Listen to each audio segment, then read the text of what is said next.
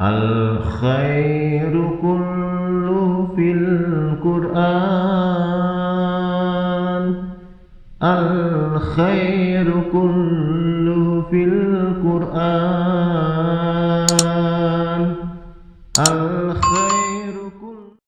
ولا تقربوا مال اليتيم إلا بالتي هي أحسن حتى يبلغ أشده وأوفوا الكيل والميزان بالقسط لا تكلف نفسا إلا وسعها وإذا قلتم فاعدلوا ولو كان ذا قربى وبعهد الله أوفوا ذلكم وصاكم به لعلكم تذكرون وأن هذا صراطي مستقيما فاتبعوه ولا تتبعوا السبل وتفرق بكم عن سبيله ذلكم وصاكم به لعلكم تتقون ثم آتينا موسى الكتاب تماما على الذي أحسن وتفصيلا لكل شيء وهدى ورحمة لعلهم بلقاء ربهم يؤمنون.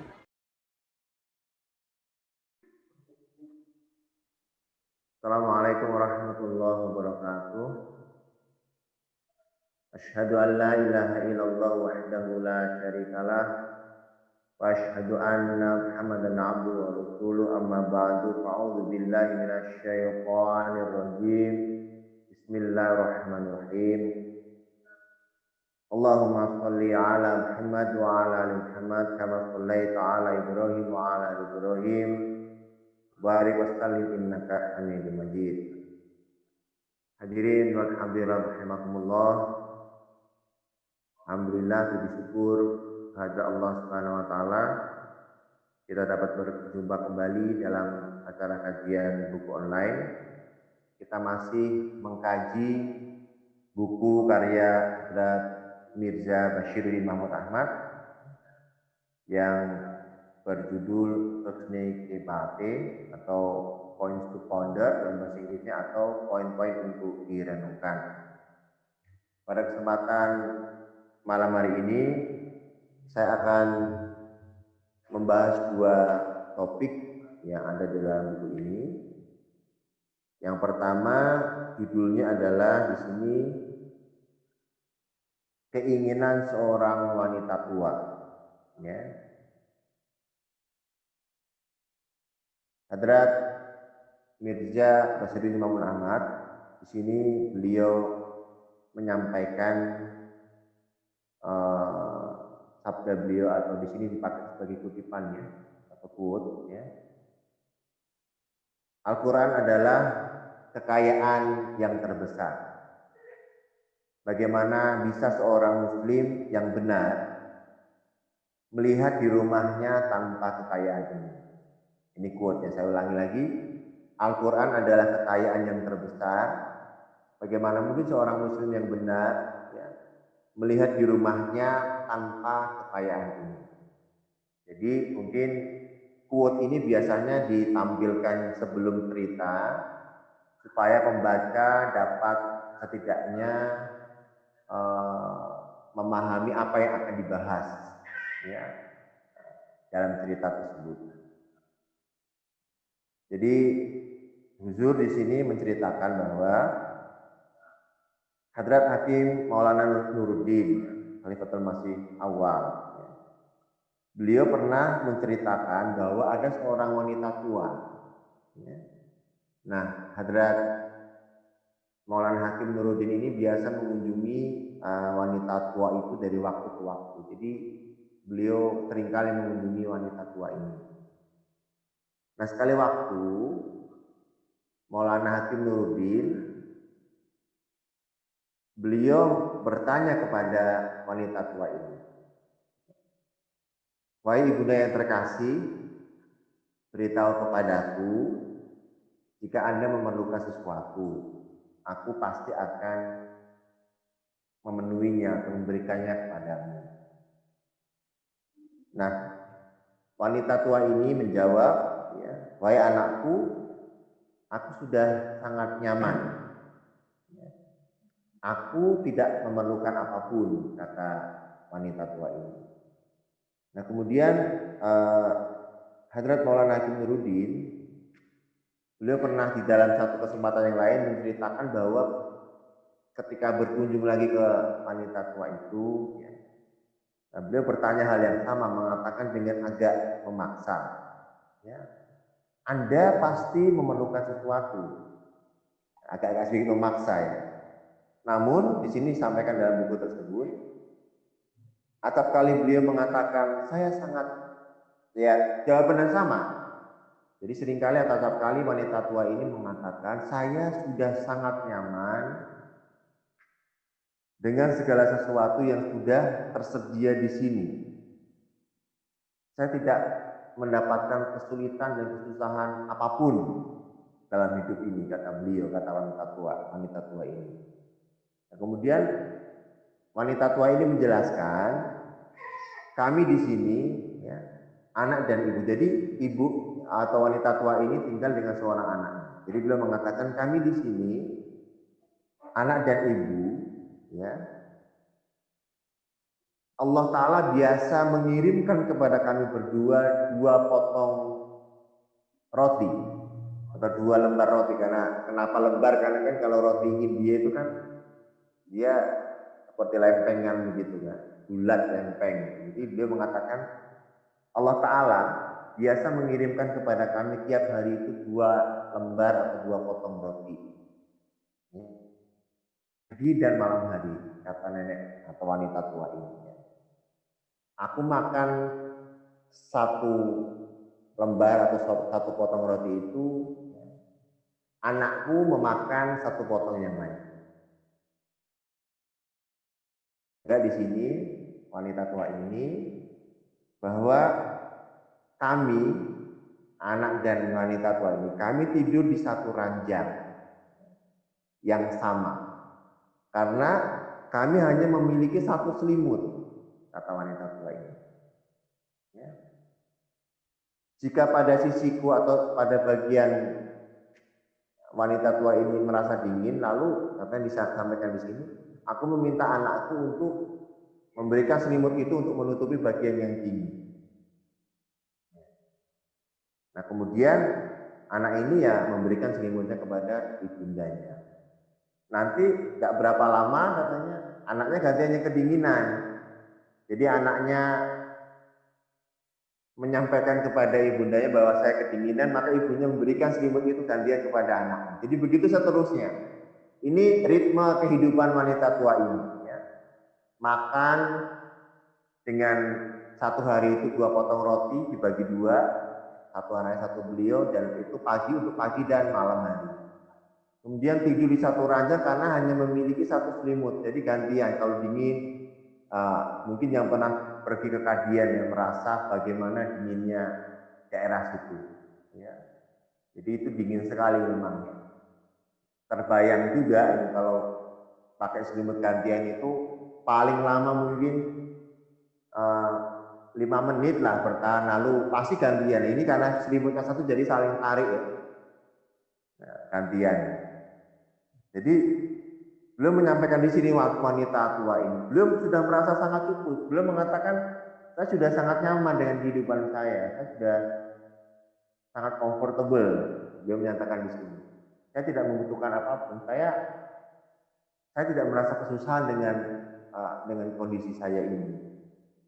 Lalu Hadrat Maulana Hakim Nuruddin menceritakan bahwa beliau kali ini bersikeras karena mendengar cerita itu. Beliau bersikeras, kok tidak butuh bagaimana, selimut saja 1, makan aja kekurangan, kok beliau masih mengatakan tidak membutuhkan sesuatu. Beliau mengatakan sudah sangat nyaman hidup dengan anaknya satu-satunya itu, seperti itu. Lalu di dalam kisah ini Hadrat Hakim Nuruddin itu bersikeras lagi, ya, bertanya lagi kepada wanita tua ini sambil memohon. Bahkan sekali ini Hadrat Hakim Nuruddin memohon kepada wanita tua ini. Saya mohon, katanya kepada ibunda, mohon beritahukan kepada saya apa sebenarnya yang Anda inginkan. Saya ingin sekali memberikan sesuatu kepada ibunda. Dengan memohon. Jadi, nah kemudian Wanita tua ini akhirnya menjawab,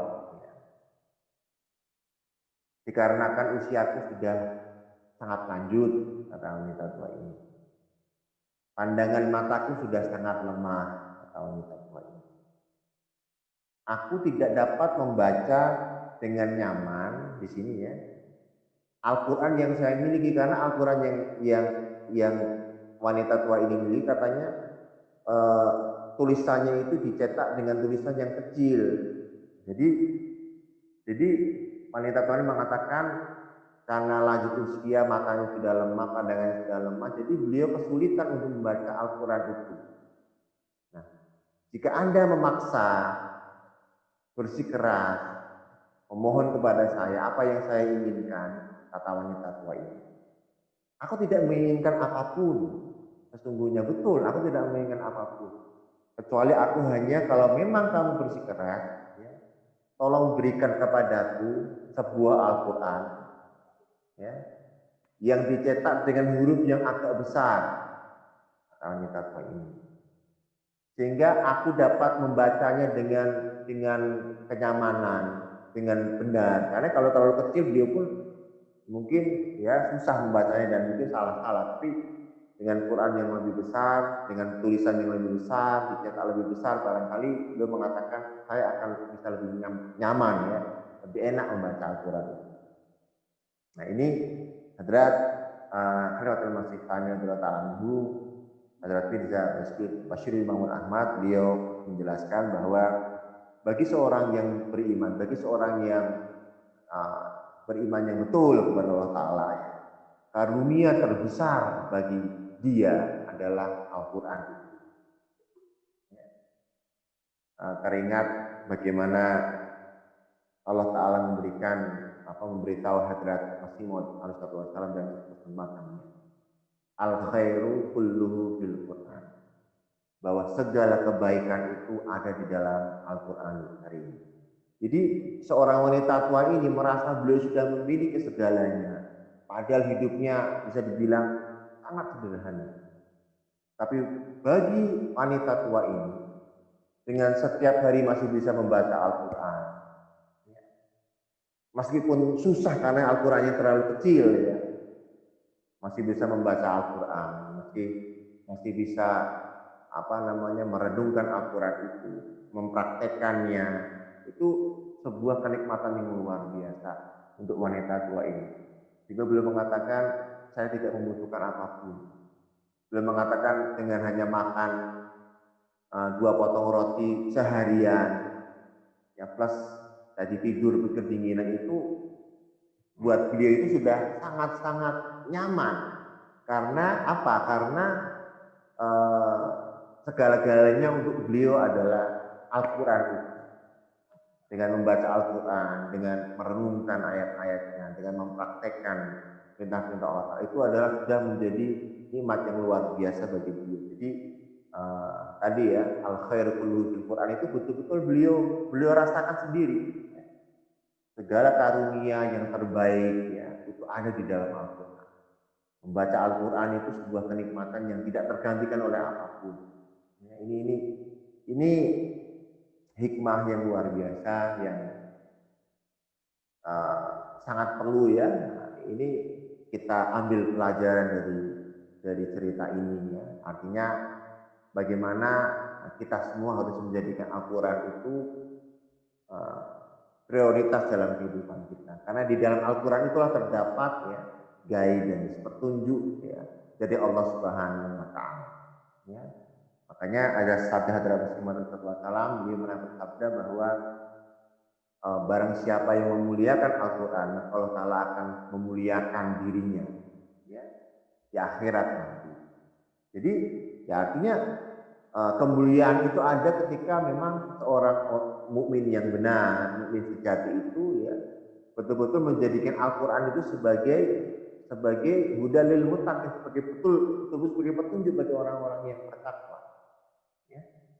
Jadi kalau kita tidak menjadikan Al-Quran itu betul-betul sebagai petunjuk untuk kehidupan kita, maka kita sebetulnya telah menyia-nyiakan tadi ya kekayaan yang terbesar yang Allah Ta'ala berikan kepada kita orang-orang yang beriman. Karena itu kita kita sebagai orang Ahmadi tentunya ya harus betul-betul menjadikan Al-Quran ini ya sebagai petunjuk guidance kita, apapun permasalahan di dalam kehidupan kita itu selalu kita berupaya untuk merujuk kepada Al-Quran untuk mencari solusinya. Karena apa namanya Hadrat Masih menyampaikan ya bahwa al khairu kulluhu fil Quran, bahwa segala kebaikan itu kulluhu fil Quran, ada segalanya itu ada di dalam Al-Quran itu sendiri. Kalau kita menyanyiakan Al-Quran ya, kita tidak memperhatikan apa namanya bagaimana keutamaan Al-Quran ini, maka kita sendiri yang akan merugi. Karena disitulah letak petunjuk dari Allah Subhanahu Wa Taala kepada